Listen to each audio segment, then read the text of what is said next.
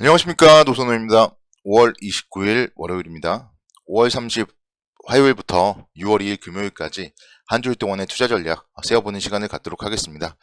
이번 주는 주식시장 기준으로 했을 때는 사영업일밖에 되지 않기 때문에 상당히 짧습니다. 그렇지만 또 월말, 월초가 겹쳐 있기 때문에 중요한 경제지표 발표들 상당히 많이 하고 있고요. 또 미국의 부채 한도 협상과 관련된 부분도 계속적으로 좀 집중을 해봐야 되기 때문에 이번 주 주식시장 상당히 좀 여러분들이 잘 대응을 하셔야 된다, 이렇게 말씀을 드리고 싶습니다. 먼저 지난 주말 미국 시장부터 살펴보겠습니다. 지난 주말 미국 시장 상당히 좋았습니다. 나스닥 지수가 2%대 강세를 보였고 S&P 500 지수 1.3%대, 다우존스도 1%대 강세를 보였습니다. 그래서 부채 한도 협상에 대한 기대감 속에서 AI 관련 산업 중심으로 좀 강세를 보였고요. 특히나 엔비디아 라든가 이런 기업들이 계속적으로 좋은 모습을 보이면서 반도체 관련주들 중심으로 해서 좀 힘을 내주는 모습을 보였습니다. 오늘 일본 증시를 보면요, 뭔가 약간 아쉽긴 해요. 오늘 사실은 원래는 이제 쉬는 날이 아닌데 대체 공휴일로 인해서 쉬다 보니까 그런 생각이 더 드는 것 같은데요. 일본 니케이 지수가 지금 오늘 아침에 현재 시간 한 1.59% 정도 상승을 하고 있습니다.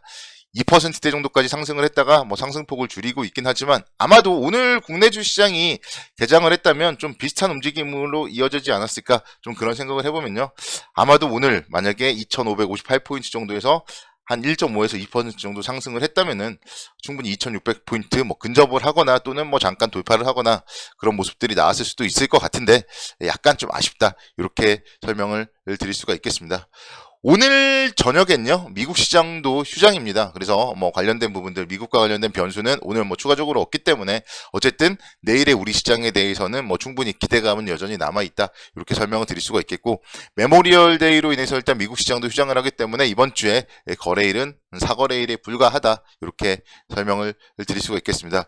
지금 이제 주말 동안에 뉴스들이 나왔는데요, 바이든 대통령과 메카시 하원 의장이 디폴트를 맞는 좀 초유의 사태는 일어나지 않을 것이다, 그런 얘기들 하면서 일단 잠정적으로 부채 한도 관련된 합의는 이끌어냈다, 그런 얘기들 나오고 있습니다. 그래서 관련된 부분들은 결국 이제 시장에 큰 악재로서 작용을 할 가능성은 별로 없다, 이렇게 설명을 드릴 수 있겠고, 그럴 경우에 시장은 충분히 이제는 또 6월 FOMC 회의 쪽으로 방향성을 다시 한번 좀 넘길, 바톤을 터치할 가능성이 높다, 이렇게 설명을 드릴 수 있겠습니다.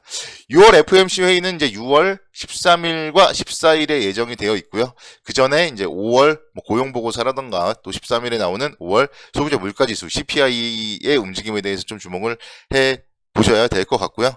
현재 상황에서는 일단 6월에 금리를 한 0.25% 정도 좀 인상할 가능성이 또 점점 좀 높아지고 있습니다. 그래서 6월 또는 7월에 한 차례 정도는 0.25% 정도 금리 인상할 가능성이 높다, 그런 얘기들이 나오고 있기 때문에 어쨌든 사실 0.25% 정도 금리 인상하는 부분은 시장, 증시에 큰 부담으로 작용을 하지는 않기 때문에요, 너무 걱정을 할 정도는 아니다, 이렇게 말씀을 드릴 수가 있겠습니다. 5월 비농업 고용자 수 발표가 상당히 중요하다, 이렇게 설명을 드릴 수가 있겠고, 6월 2일 금요일에 이제 5월 미국 고용보고서 발표가 있습니다. 그래서 관련된 부분, 실업률이라든가 이런 부분들 체크를 좀 해볼 필요가 있다, 이렇게 볼 수 있겠습니다. 통상적으로 보면요, 6월의 주식시장은 또 살짝 좀 부진했던 경험이 많아요. 오히려 5월달보다 좀 6월달에 좀 부진했고 뭔가 뚜렷한 이슈가 없다, 이 부분을 좀 말씀을 드리고 싶습니다. 사실 5월달 세린메이에 대한 얘기들이 나오다 보니까 뭔가 우려감은 있었지만 그래도 5월 주식시장 국내 기준으로 봤을 때 또 미국 기준으로 봤을 때 모두 양호한 움직임을 보였습니다. 그렇기 때문에 오히려 5월달에 또 많이 좋았기 때문에 6월달 같은 경우는 조금 눌릴 수 있다, 이런 생각은 약간은 좀 가져야 될 것 같고요. 시장에 대해서는 지속적으로 좀 박스권에 대한 움직임을 여러분들이 염두를 해둬야 되기 때문에 만약에 정말 여기서 2600선을 넘는다고 해도 너무 환호할 것은 아니고 그럴 때 또 일정 부분 조금은 챙겨가는 그런 전략으로 대응을 하는 게 바람직하다고 말씀을 드릴 수가 있겠습니다. 그런 부분들을 잘 좀 여러분들이 염두를 해 두시고요. 지금 그리고 이제 가장 좀 여러분들이 관심 있고 좀 중요하게 생각하는 부분은요, 반도체 업종이 지난주에는 이제 너무 좋은 움직임을 보였단 말이에요. 그래서 반도체 관련주들의 상승 과연 어디까지 이어질지, 이런 부분들도 좀 촉각을 세워야 될 것 같습니다. 삼성전자가 지난 금요일날 7만원을 넘어섰어요. 7만 300원까지 이 상승을 하는 모습을 보였고, 그러다 보니까 이제 개인 투자자들 중심으로 해서 삼성전자라든가 그동안 좀 물렸던 거 7만원에 매도한 개인 투자자들이 많다 뭐 그런 뉴스들도 막 나오더라고요.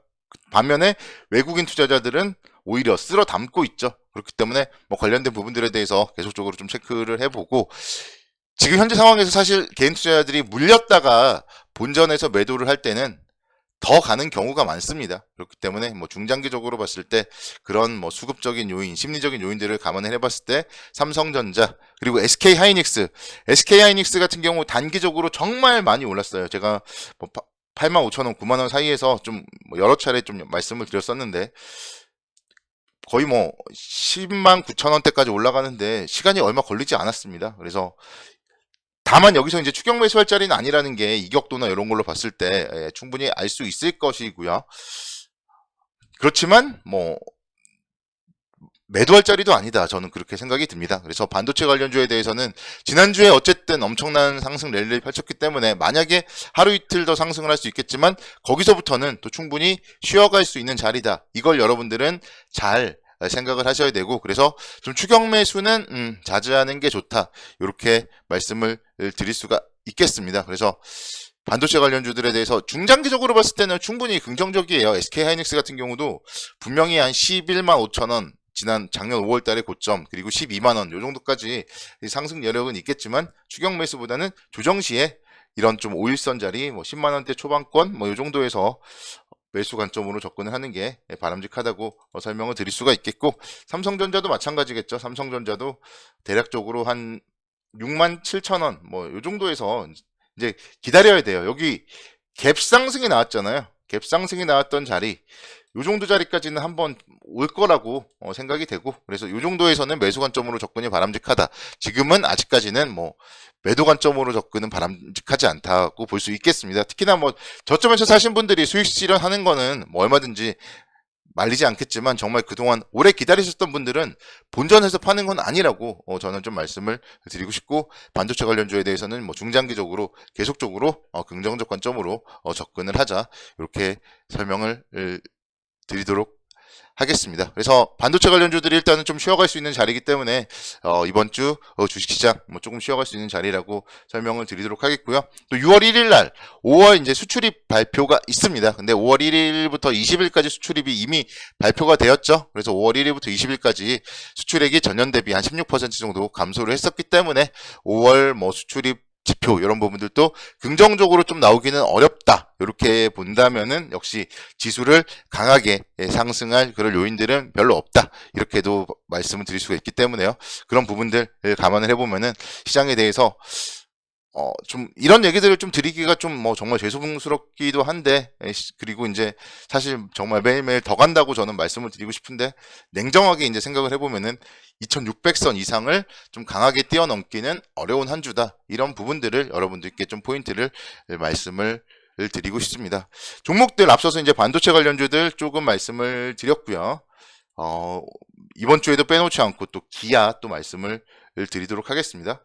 기아 지금 보면요, 21선 아래에 와 있어요. 지난 목요일 날 좀 하락을 하면서 21선 아래에 와 있는데, 여러분들이 보시면 3월 달에도요 21선 아래에 며칠 머물러 있을 때가 절호의 매수 찬스였습니다. 그래서 요번에 이렇게 좀 하락을 했던 부분들 생각을 해본다면은 뭐 엄청나게 뭐 큰 악재나 이런 거는 없어요. 그렇기 때문에 오히려 지금 자리가 또 살 수 있는 자리다. 그리고 외국인들의 수급도 계속적으로 들어오고 있기 때문에 기아 관심 있으신 분들은 충분히 매수 관점으로 접근 가능하다고 말씀을 드리고 싶고, SK이노베이션 한번 좀 봤으면 좋겠다는 생각이 들어서 말씀을 드립니다. 그래서 SK이노베이션 2차전지 관련주인데 좀 못 간 업종, 못 간 종목 중에 하나겠죠. 그리고 이제 유가와도 관련이 있기 때문에 정유 관련 기업이기도 하기 때문에 관련된 부분들이 이제 좀 시장의 악재로서 작용을 하고 있는데, 유가에 대해서 살짝 그래서 생각을 해본다면요, 분명히 지금 자리는 좀 바닥권이라고 볼 수 있어요. 그래서 5월 달에 이제는 좀 뭔가 추가적으로 하락보다는 그래도 좀 추가적인 하락은 좀 제한적이기 때문에 정제 마진이라던가 이런 부분들을 감안을 해봤을 때 SK이노베이션 뭐 이런 자리에서 관심 있게 지켜보면은 충분히 20만 원대까지 역시 한 10% 정도 수익률을 거둘 수 있는 기업이다. 이렇기 때문에 오늘은 좀 관심 종목으로는 새로 SK이노베이션 말씀을 드리고 싶습니다. 한 주일 동안 모두 성공 투자를 기원하도록 하겠습니다. 감사합니다.